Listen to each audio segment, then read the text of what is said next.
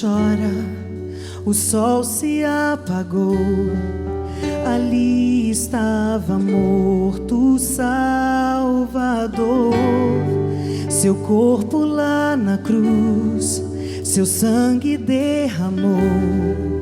O peso do pecado ele levou.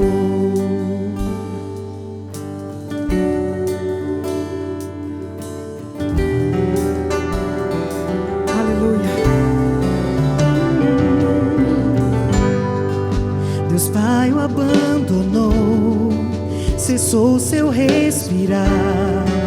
Em trevas encontrou o Filho. A guerra começou, a morte enfrentou. Todo o poder das trevas vencido foi.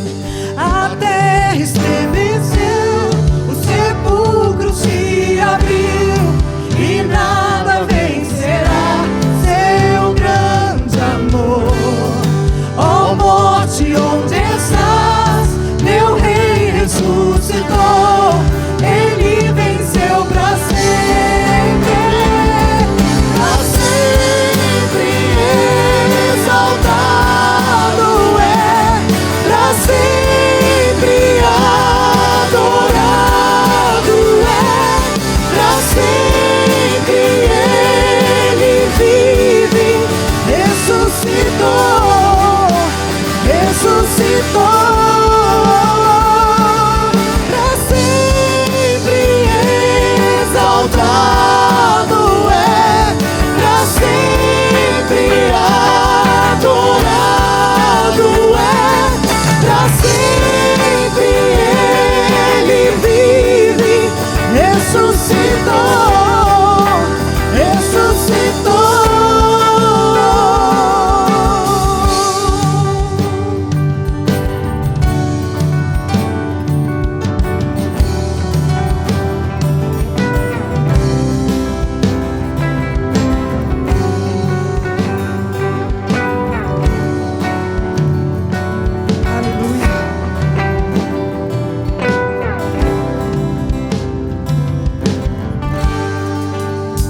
A palavra do Senhor diz, Paulo em Filipenses 2: seja a atitude de vocês a mesma de Cristo Jesus, que embora sendo Deus, não considerou que o ser igual a Deus era algo a que devia pegar-se, mas esvaziou-se a si mesmo, vindo a ser servo, tornando-se semelhante aos homens, e sendo encontrado em forma humana, humilhou-se a si mesmo, e foi obediente até a morte, e morte de cruz.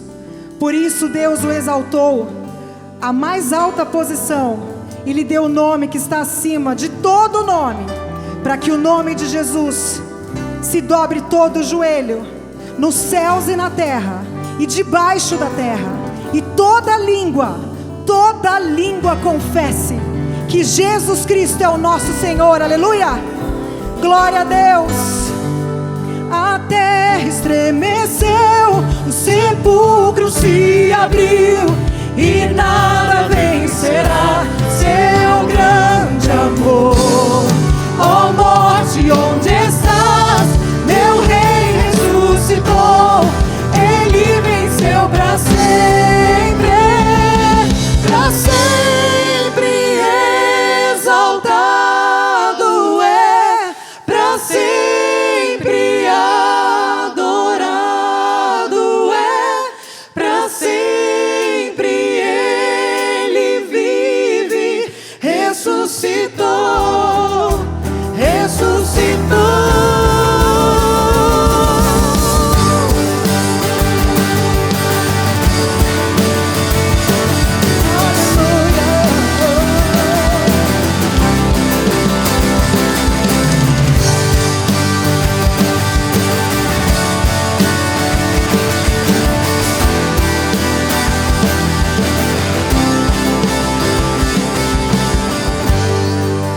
Cantamos aleluia, cantamos aleluia, cantamos aleluia. o Cordeiro venceu. Cantamos aleluia, cantamos aleluia, cantamos aleluia, o Cordeiro venceu. Cantamos aleluia, cantamos aleluia, cantamos aleluia, o Cordeiro venceu. Cantamos aleluia, cantamos aleluia, cantamos aleluia, o Cordeiro venceu.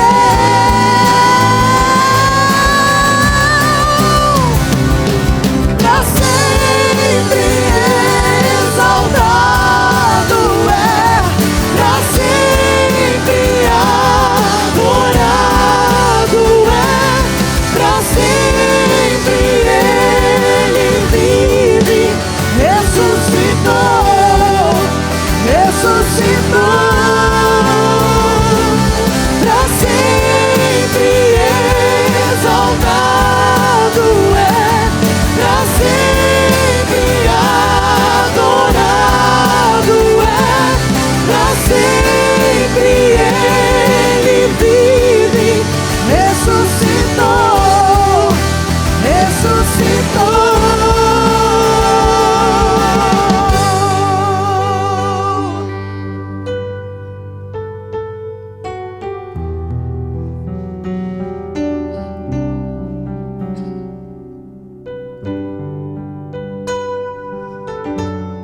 Te agradecemos, Jesus, por esse momento de louvor e adoração. Te agradecemos pela Tua presença santa, Senhor. Continua falando conosco agora através da ministração da palavra. Muito obrigada, Jesus. Nós te amamos. Amém.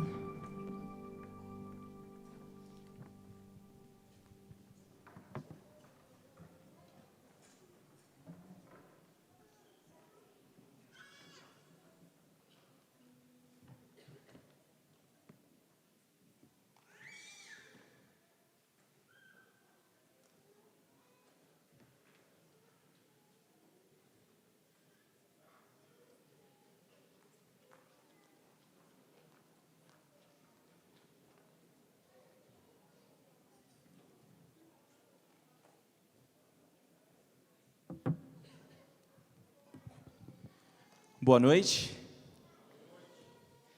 eu sou o pastor Leandro e nesta noite eu gostaria de te convidar para que juntos possamos orar mais uma vez e pedir que o Senhor esteja falando conosco através da sua palavra. Senhor, fala conosco, fica à vontade entre nós, estamos na sua casa, somos os teus filhos e queremos ouvir a sua voz.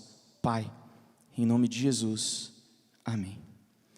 Sem dúvida, existe uma mala certa para cada tipo de viagem. Se você planeja uma viagem com todo o cuidado, com todo o detalhamento necessário para que nada fuja do seu cronograma e você vai com a mala errada, levando coisa de menos, provavelmente você vai se frustrar. Provavelmente não vai ser mais aquela trip ou aquela viagem dos seus sonhos. Alguma coisa vai dar errado, alguma coisa vai faltar. Mas de fato, estamos sempre correndo, como já disse o sábio, e como também bem disse o sábio, estamos correndo atrás do vento. Será? Hoje eu gostaria de meditar com você sobre o peso do sucesso. Como temos medido a nossa vida? Será que estamos enchendo as nossas malas com títulos, posses, planejamentos que nada tem a ver com os sonhos e planos do Senhor para as nossas vidas? Será que estamos correndo atrás do vento mesmo? Será que existe uma maneira de não corrermos mais atrás do vento, mas que a nossa vida tenha de fato um sentido? Nesta noite, iremos olhar para Lucas e de uma maneira muito corajosa, olhar realidades antagônicas e tentar responder talvez a essas questões. Sabe, queridos, a palavra de Deus em Lucas, capítulo 16, versículo 19 em diante, e eu vou segurar essa Bíblia aqui para fazer propaganda. Você que gosta de esporte, existe a Bíblia do skate, tá? Essa daqui é uma dessas Bíblias que você pode usar aí para presentear jovens esportistas. Ora, havia certo homem, diz o verso 19 do capítulo 16 de Lucas, que se vestia de púrpura e de linho finíssimo, e que todos os dias se regalava esplendidamente. Havia também certo mendigo chamado Lázaro, coberto de chagas, que jazia à porta daquele, e desejava alimentar-se das migalhas que caíam da mesa do rico, e até os cães vinham lamber-lhes as úlceras. Aconteceu morrer o mendigo e ser levado pelos anjos para o seio de Abraão. Morreu também o rico e foi sepultado. No inferno, estando em tormentos, levantou os olhos e viu ao longe a Abraão e Lázaro no seu seio. Então, clamando, disse: Pai Abraão, tem misericórdia de mim, e manda Lázaro que molhe em água a ponta do dedo e me refresque a língua, porque estou atormentado nesta chama. Diz, porém, Abraão: Filho, lembra-te de que recebeste os teus bens em tua vida, e Lázaro igualmente os males. Agora, porém, aqui ele está consolado, tu em tormentos. E além de tudo, está posto um grande abismo entre nós e vós, de sorte que os que querem passar daqui para vós outros não podem, nem os de lá passar para nós. Então replicou: Pai, eu te imploro que o mandes à minha casa paterna, porque tenho 5 irmãos, para que lhes dê testemunho, a fim de não virem também para este lugar de tormento. Respondeu Abraão: Eles têm Moisés e os profetas, ouçam-nos. Mas ele insistiu: Não, pai Abraão, se alguém dentre os mortos for ter com eles, arrepender-se-ão. Abraão, porém, lhe respondeu: Se não ouvem a Moisés e aos profetas, tampouco se deixarão persuadir, ainda que ressuscite alguém dentre os mortos. Hoje iremos conversar sobre um assunto fundamental para a vida, o sucesso. Precisamos entender o sucesso, carecemos de entender o que isso significa. De fato, morremos a maneira que vivemos, mas como nós temos vivido, como você tem vivido a sua vida, como eu tenho vivido a sua vida, será que nós estamos parando para nos questionarmos? Será que nós estamos parando para medir e pensar nessas coisas, pensar nas questões últimas da vida? Para que eu existo? Quem sou eu? Para onde eu vou? Ou nós estamos apenas correndo e tentando encher as nossas malas? Particularmente, tenho certeza de que ninguém aqui gostaria de dedicar toda a sua vida e descobrir no final que tudo foi em vão. Portanto, nessa noite, podemos repensar sobre a maneira a qual temos vivido olhando para essa parábola contada por Jesus. Uma história simples de comparação do dia a dia. Pessoas vivas, pessoas mortas, pessoas ricas e pessoas pobres. Mas o que de fato isso significa, repercute e ecoa pela eternidade. Simon Kistemaker fala que a parábola do rico e Lázaro pode ser vista como um drama de 2 atos. O primeiro ato ele se resume à primeira cena apresentando a vida e morte na terra. Já o segundo ato é uma segunda cena retratando o céu e o inferno em loco. Eles estão nesses lugares. Agora, será que quando estamos correndo com as nossas vidas, de fato, não estamos observando que precisamos de malas maiores e a gente acaba colocando uma mala que já não cabe mais tantos títulos, posses e sonhos dentro de um pouquinho maior, que talvez esta mala um pouquinho maior consiga dar conta do que temos investido os nossos dias, porque vocês sabem, né? Existe uma série de coisas que precisamos conquistar. Começa assim: você que é solteiro, atenção, hein? Você é solteiro, as pessoas vão virar para você e falar: Nossa, tadinho, tadinha, não está namorando ainda? Aí você começa a namorar. Ai, tadinho, ainda não estão noivos ainda? Aí você consegue arrumar a data do casamento e aqueles planos com as famílias estão dando certo. E aí você fala, uau, consegui, vou casar. Ai, sério, que legal. E aí você casa, todo mundo celebra e de repente alguém olha para você e fala, tadinho, mas ainda não tem filho? E aí você tem um filho. E aí aquelas mesmas pessoas olham para você e falam, nossa, mas não vão ter dois? Já cheguei a ouvir que na verdade a família só começa depois do segundo filho. Meu Deus, isso não é verdade, mas que bom se você tem 2 ou mais filhos. Mas você está sempre devendo. Aí vamos pegar um outro lado da vida, então, aquele lado da vida que tem a ver com a nossa formação acadêmica. Aí a gente vai para a academia. E aí, para entrar na academia, para entrar numa boa faculdade, numa boa universidade, você precisa o quê? Estudar muito. E dependendo do seu curso, você tem uma infinidade de competidores. E aí você é treinado, desde a sua adolescência, a ser o melhor, a competir. Não precisa se preocupar com o sentimento dos outros não. Próximo, que isso? E aí você vai, nessa velocidade que já está até me faltando ar, porque você está correndo. E aí você, depois de fazer cursinho, se preparar, 4 anos, você entra naquela famosa faculdade para fazer o seu curso de medicina. Uau, mas eu estou quase com 30 anos. A vida passa rápido. Mas tudo bem, você arrumou uma mala maior. E com essa mala maior você consegue dar conta de carregar todo o peso dos seus títulos e das suas conquistas pessoais e particulares. E a sua mala, ela dá conta dessas coisas. Ela dá conta porque ela acaba definindo a sua identidade, definindo quem você é.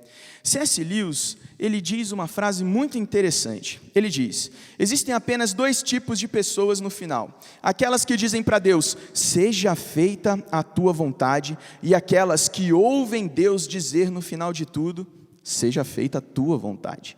Todos os que estão no inferno escolheram. Sem a escolha pessoal não poderia haver inferno. Nenhuma alma que deseja a alegria a alegria séria e constantemente a perderá. Aqueles que buscam encontrarão, aqueles que batem será aberto. Esse é aquele livro, O Grande Divórcio. Ele está falando de uma escolha pessoal. Mas nós estamos carregando a nossa mala e dizendo, olha Deus, o Senhor diz que quando o Senhor é o pastor, nada vai faltar, está me faltando um monte de coisa. Está faltando mais dinheiro, está faltando uma casa maior, está faltando uma infinidade de coisas. A lista está aumentando, E aí o seu relacionamento com Deus acaba sendo aquele relacionamento que você tem com o Papai Noel. Você espera o ano inteiro para pedir um monte de coisa e falar, viu, eu me comportei e eu quero ganhar algumas coisas do Papai Noel. É assim que você está se relacionando com Deus? Deus não é Papai Noel. Mas tudo bem, a mala está grande. E aí a gente ouve que o tamanho da nossa bagagem é aquilo que nos define. A nossa identidade, então, está aqui, nas coisas que conquistamos, com muito esforço, muito esmero, muita dedicação, muito suor. Dedicamos, merecemos, é nosso. E aí a gente estuda cada vez mais, trabalha cada vez mais, se dedica cada vez mais para as coisas da terra. Você está ouvindo Deus dizer, seja feita a tua vontade? Ou você tem dito para o Senhor todas as noites, seja feita a tua vontade? Eu quero dizer, baseado nesse texto, que sucesso é conhecer a sua identidade a partir de Cristo. Perceba, Jesus descreveu essas 2 realidades antagonizadas por 2 pessoas, o rico e o Lázaro. O rico se vestia com linhos egípcios de coloração púrpura, diz o texto. Linho já é muito caro. De coloração púrpura, mais caro ainda, porque era necessário encontrar um caramujo púrpura muito raro, em regiões remotas, distantes. Você tinha que transportar esse caramujo, você tinha que trazê-lo vivo. Era um custo altíssimo. Mas, quando você extraía desse caramujo púrpura essa cor, você tingia qualquer tecido. E o tecido ia ficando mais bonito, mais vívido, com o passar do tempo e a exposição ao sol. Olha isso, mulherada, que privilégio, né? Um tecido que quanto mais você usa, mais bonito ele fica. Imagina isso. O dinheiro, naquela época, já podia comprar tal ornamento. Um ornamento de reis. E aí, sem uma rotina obrigatória, o rico, diz a Bíblia, gastava o seu tempo em festas e banquetes, do jeito que ele queria. Você pode me ajudar a lembrar agora o nome do rico que nós lemos aqui na Bíblia? Não tem. Não existe. Ele não é mencionado. Caramba, será que a bagagem define a nossa identidade mesmo? A identidade do rico estava nas coisas, posses e títulos. E depois ele perdeu tudo, não sobrou nada. Ele morreu, passou assim, não é um ninguém. Seu nome não é mencionado nesta parábola, não é registrado nos livros sagrados. A segunda pessoa encontrava-se no extremo oposto, vivia em miséria absoluta. Perceba que os ricos comiam e usavam miolo de pão para limpar as suas mãos. Naquela época não existia talher, naquela época não existia guardanapo, não existia toalha de mesa, porque às vezes não tem guardanapo, a gente dá aquela limpadinha discreta, né, na toalha. Principalmente se é criança, sua mãe deve adorar. E aí, eles enxugavam ou limpavam aquela gordura da carne, das coisas que eles comiam, e jogavam embaixo da mesa. Então, vinha um servo, varria embaixo da mesa e jogava fora da propriedade.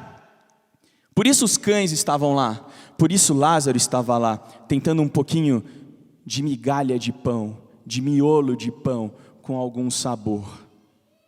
Sim, uma miséria extrema.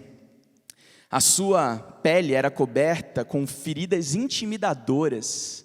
Eu acho que eu não conseguiria nem olhar para tais feridas, eu não sei você. Às vezes a gente chega perto de pessoas e o próprio odor que elas exalam já nos afastam. Imagine esse tipo de situação. Feridas que cobriam todo o seu corpo. A sua única companheira inseparável com certeza era uma só, a fome.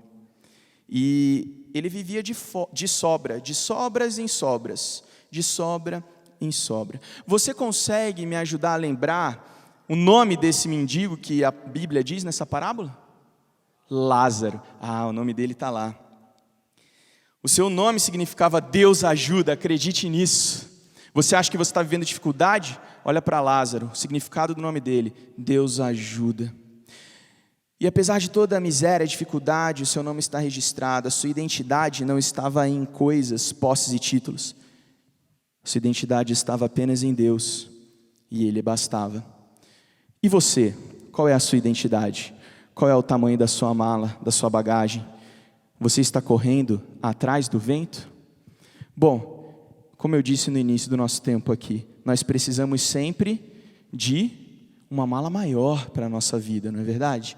Porque tudo bem, Leandro, a nossa identidade é definida por Jesus, tá bom. Mas eu quero saber o seguinte, Jesus vai me saciar sempre?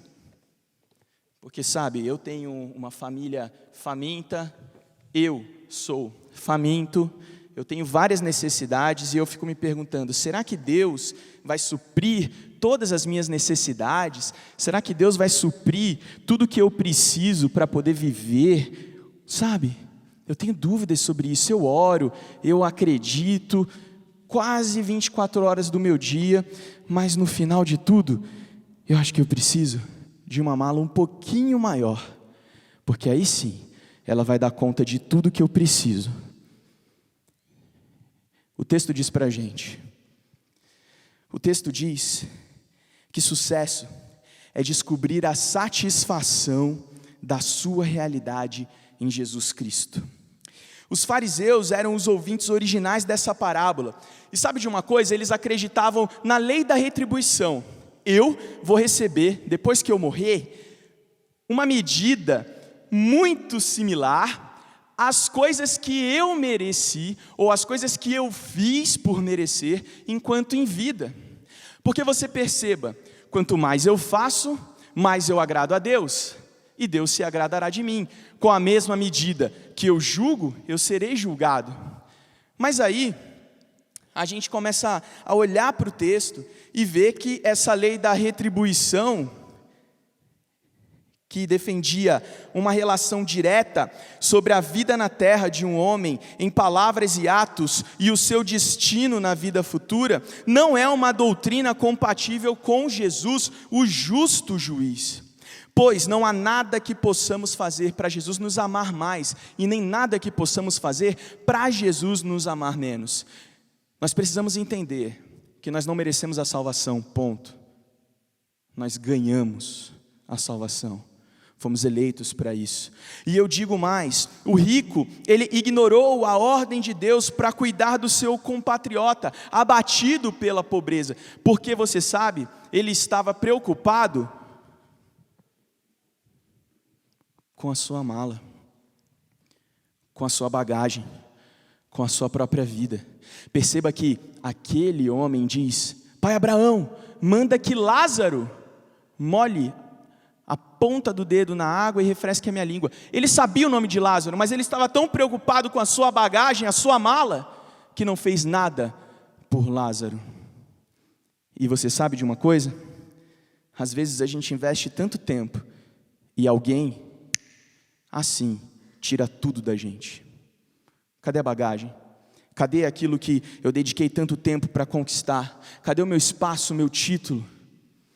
E aí, quando isso acontece,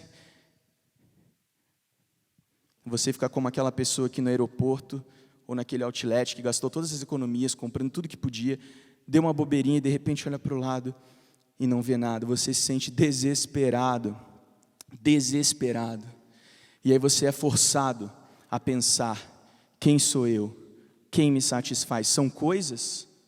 Ou é o Deus de todas as coisas? Buscai primeiro o reino de Deus e a sua justiça, e todas as demais coisas vos serão acrescentadas. Por que estamos olhando para a nossa mala, a nossa bagagem, as coisas que podemos conquistar aqui na terra, e não estamos olhando para o céu? Quando eu e você começarmos a olhar para o céu, as coisas na terra farão mais sentido.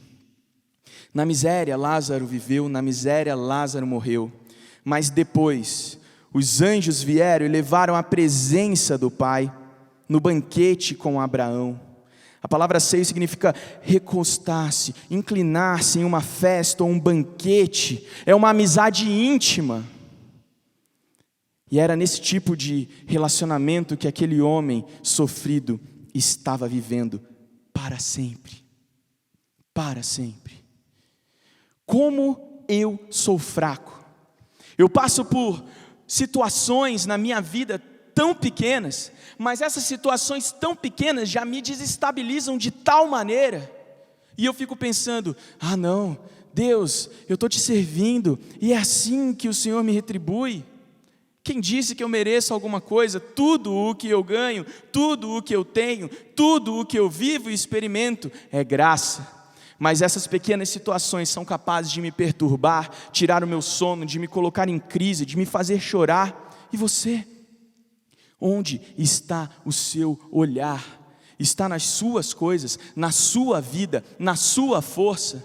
Ou está na força do Deus de todas as coisas? Perceba só a situação desse rico. Até no inferno ele continuou em extrema negação. Ele reconheceu Lázaro, mas nem assim ele ficou feliz por Lázaro. Ele foi um cara tão bacana que falou: Abraão, manda Lázaro vir aqui onde eu estou. Manda Lázaro vir aqui até o inferno. Ele não estava querendo só que refrescasse a sua boca. Ele queria que Lázaro saísse daquele lugar que ele achava que ele merecia.